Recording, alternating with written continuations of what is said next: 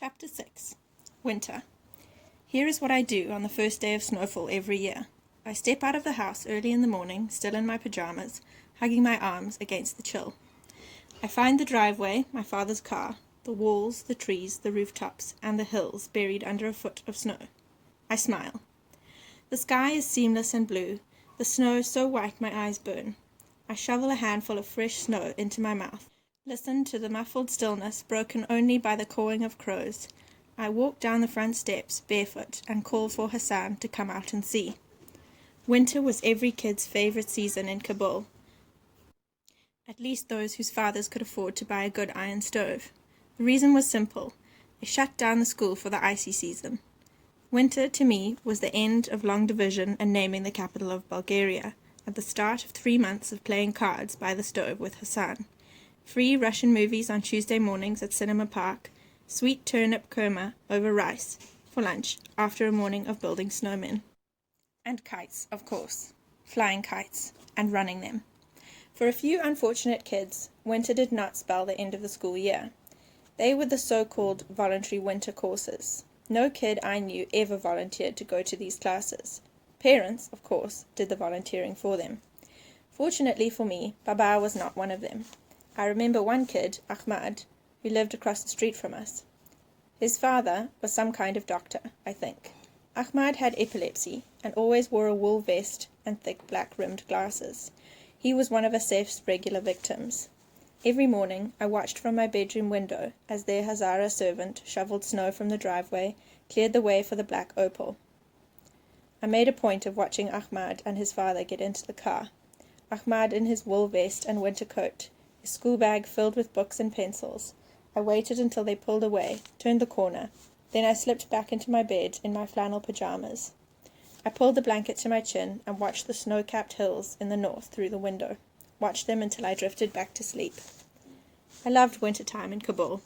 I loved it for the soft pattering of snow against my window at night, for the way fresh snow crunched under my black rubber boots, for the warmth of the cast-iron stove as the wind screeched through the yards, the streets, but mostly because as the trees froze, ice sheathed the roads, the chill between Baba and me thawed a little, and the reason for that was the kites. Baba and I lived in the same house, but in different spheres of existence. Kites were the one paper-thin slice of intersection between these spheres. Every winter, districts in Kabul held a kite-fighting tournament, and if you were a boy living in Kabul, the day of the tournament was undeniably the highlight of the cold season. I never slept the night before the tournament. I'd roll from side to side, make shadow animals on the wall, even sit on the balcony in the dark, a blanket wrapped around me. I felt like a soldier trying to sleep in the trenches the night before a major battle, and that wasn't so far off. In Kabul, fighting kites was a little like going to war. As with any war, you had to ready yourself for battle. For a while, Hassan and I used to build our own kites. We saved our weekly allowances in the fall, dropped the money into a little porcelain horse Baba had bought one time from Herat.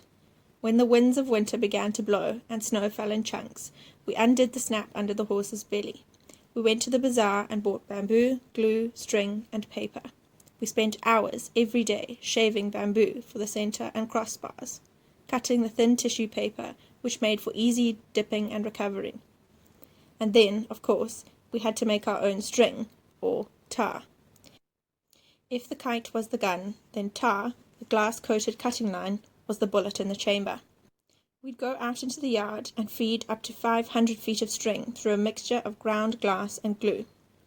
We'd then hang the line between the trees, leave it to dry. The next day, we'd wind the battle-ready line around the wooden spool. By the time the snow melted and the rains of spring swept in, every boy in Kabul bore telltale horizontal gashes on his fingers from a whole winter of fighting kites. I remember how my classmates and I used to huddle, compare our battle scars on the first day of school. The cuts stung and didn't heal for a couple of weeks, but I didn't mind. They were reminders of a beloved season that had once again passed too quickly. Then the class captain would blow his whistle and we'd march in single file to our classrooms, longing for winter already, greeted instead by a spectre of yet another long school year. But it quickly became apparent that Hassan and I were better kite fighters than kite makers. Some flaw or other in our design always spelled its doom. So, Baba started taking us to Saifo's to buy our kites. Saifo was a nearly blind man who was a muchi by profession, a shoe repairman. But he was also the city's most famous kite maker, working out of a tiny hovel on Jade Mewand, a crowded street south of the muddy banks of the Kabul River. I remember you had to crouch to enter the prison cell-sized store, and then had to lift a trapdoor to creep down a set of wooden steps to the dank basement where Saifo stored his coveted kites. Baba would buy us 3 identical kites and spools of glass string. If I changed my mind and asked for a bigger and fancier kite, Baba would buy it for me, but then he'd buy it for Hassan too. Sometimes I wished he wouldn't do that, wished he'd let me be the favourite. The kite fighting tournament was an old winter tradition in Afghanistan. It started early in the morning on the day of the contest, and didn't end until only the winning kite flew in the sky. I remember one year the tournament outlasted daylight.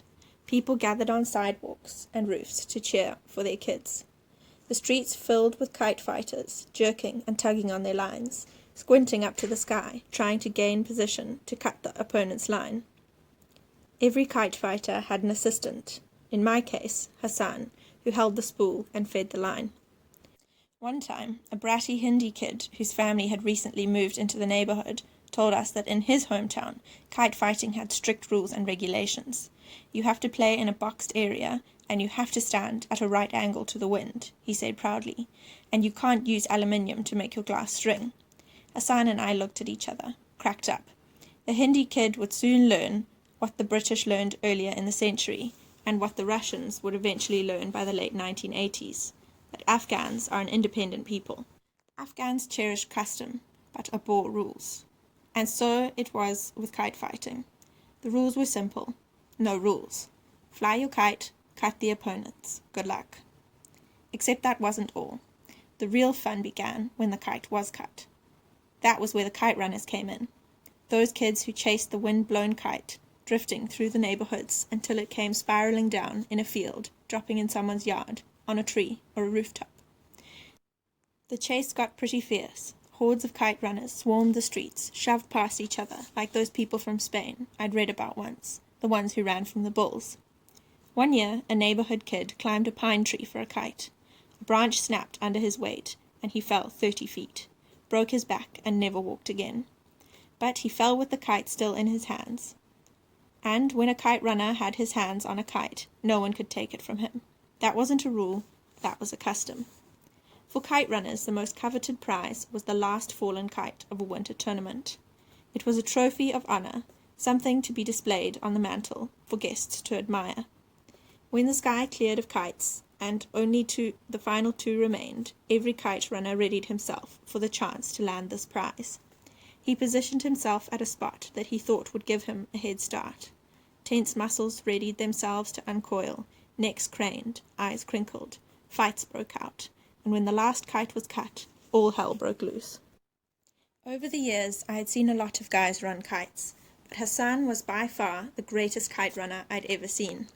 It was downright eerie the way he always got to the spot the kite would land before the kite did, as if he had some sort of inner compass. I remember one overcast winter day, Hassan and I were running a kite. I was chasing him through neighbourhoods, hopping gutters, weaving through narrow streets. I was a year older than him, but Hassan ran faster than I did, and I was falling behind. "Hassan, wait!" I yelled, my breathing hot and ragged. He whirled around, motioned with his hand. "This way," he called, before dashing around another corner. I looked up, saw the direction we were running was opposite to the one the kite was drifting.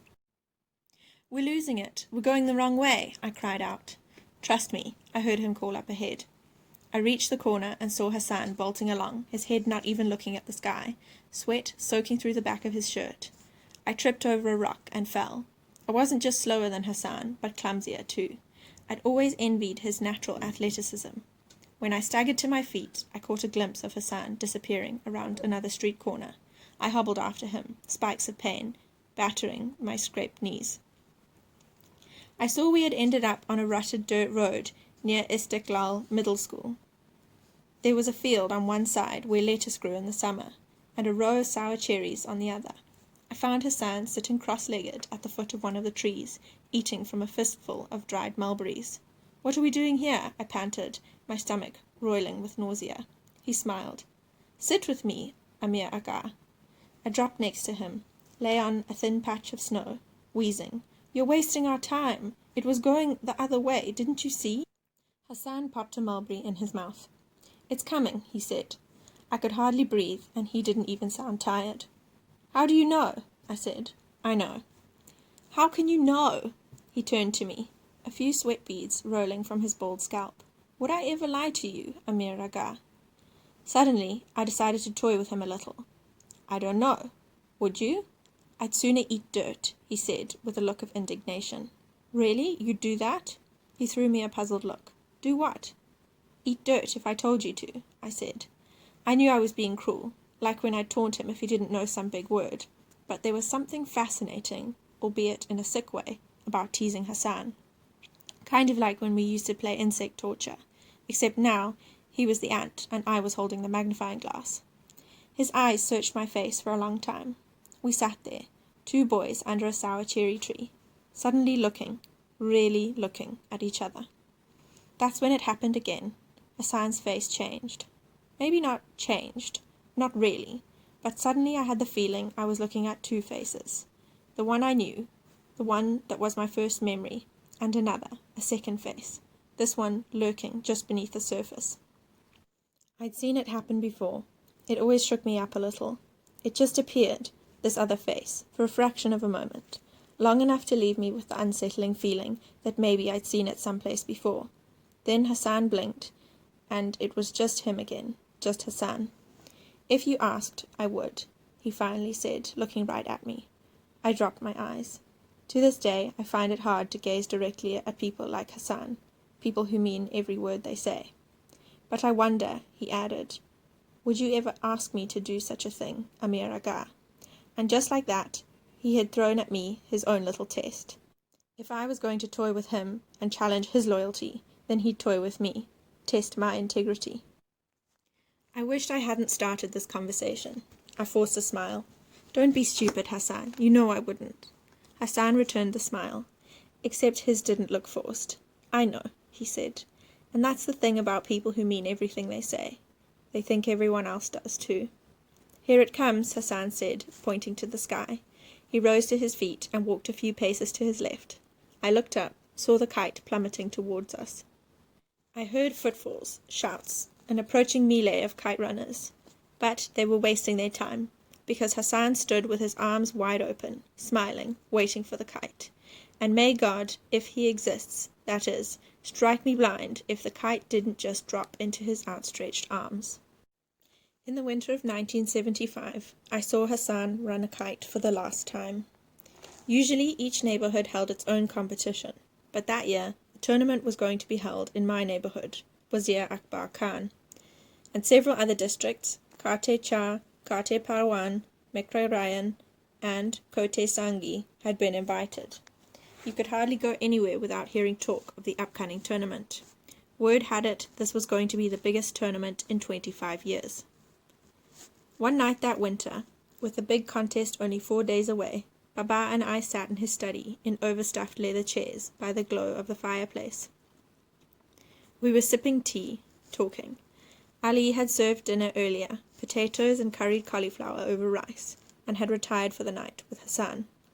Baba was fattening his pipe, and I was asking him to tell the story about the winter a pack of wolves had descended from the mountains in Herat and forced everyone to stay indoors for a week, when he lit a match and said casually, I think maybe you'll win the tournament this year. What do you think? I didn't know what to think, or what to say. Was that what it would take? Had he just slipped me the key? I was a good kite fighter, actually a very good one. A few times I'd even come close to winning the winter tournament. Once I'd made it to the final 3, but coming close wasn't the same as winning, was it? Baba hadn't come close. He had won, because winners won, and everyone else just went home. Baba was used to winning at everything, he set his mind to. Didn't he have a right to expect the same of his son? And just imagine if I did win. Baba smoked his pipe and talked. I pretended to listen, but I couldn't listen. Not really, because Baba's casual little comment had planted a seed in my head. The resolution that I would win that winter's tournament. I was going to win. There was no other viable option. I was going to win. I was going to run that last kite. Then I'd bring it home and show it to Baba. Show him once and for all that his son was worthy. Then maybe my life as a ghost in this house would finally be over. I let myself dream. I imagined conversation and laughter over dinner, instead of silence broken only by the clinking of silverware and the occasional grunt. I envisioned us taking a Friday drive in Baba's car to Pagman, stopping on the way at Gaga Lake for some fried trout and potatoes. We'd go to the zoo and see Marjan the lion, and maybe Baba wouldn't yawn and steal looks at his wristwatch all the time. Maybe Baba would even read one of my stories. I'd write him 100 if I thought he'd read one. Maybe he'd call me Amir Jan like Rahim Khan did, and maybe, just maybe, I would finally be pardoned for killing my mother. Baba was telling me about the time he'd cut 14 kites on the same day. I smiled, nodded, laughed at all the right places, but I hardly heard a word he said. I had a mission now, and I wasn't going to fail Baba. Not this time. It snowed heavily the night before the tournament. Hassan and I sat under the kursi and played panyapa as wind rattled tree branches tapped on the window. Earlier that day, I asked Ali to set up the kursi for us, which was basically an electric heater under a low table covered with a thick quilted blanket. Around the table, he arranged mattresses and cushions, so as many as 20 people could sit and slip their legs under. Hassan and I used to spend entire snowy days snug under the kursi, playing chess, cards, mostly panyapa. I killed Hassan's 10 of diamonds, played him 2 jacks and a 6. Next door, in Baba's study, Baba and Rahim Khan were discussing business with a couple of other men. One of them I recognized as Asef's father. Through the wall, I could hear the scratchy sound of Radio Kabul news. Hassan killed the 6 and picked up the jacks. On the radio, Daoud Khan was announcing something about foreign investments. He says someday we'll have television in Kabul, I said. Who? Daoud Khan, you ass, the president. Hassan giggled. I heard they already have it in Iran, he said. I sighed. Those Iranians. For a lot of Hazaras, Iran represented a sanctuary of sorts. I guess because, like the Hazaras, most Iranians were Shia Muslims. But I remembered something my teacher had said that summer about Iranians, that they were grinning smooth talkers who patted you on the back with one hand and picked your pocket with the other. I told Baba about that, and he said my teacher was one of those jealous Afghans. Jealous because Iran was a rising power in Asia, and most people around the world couldn't even find Afghanistan on a world map. It hurts to say that, he said, shrugging, but better to get hurt by the truth than comforted with a lie. I'll buy you one some day, I said. Hassan's face brightened. A television? In truth? Sure, and not the black and white kind either. We'll probably be grown-ups by then, and I'll get us 2. One for you and one for me. I'll put it on my table, where I keep my drawings, Hassan said. His saying that made me kind of sad. Sad for who Hassan was, where he lived, for how he'd accepted the fact that he'd grow old in that mud shack in the yard, the way his father had. I drew the last card, played him a pair of queens and a 10. Hassan picked up the queens. You know, I think you're going to make Aga Sahib very proud tomorrow. You think so? Inshallah, he said. Inshallah, I echoed, though the God-willing qualifier didn't sound as sincere coming from my lips. That was the thing with Hassan. He was so goddamn pure. It always felt like a phony around him. I killed his king and played him my final card, the ace of spades. He had to pick it up. I'd won, but as I shuffled for a new game, I had the distinct suspicion that Hassan had let me win. Amir Aga? What? You know, I like where I live.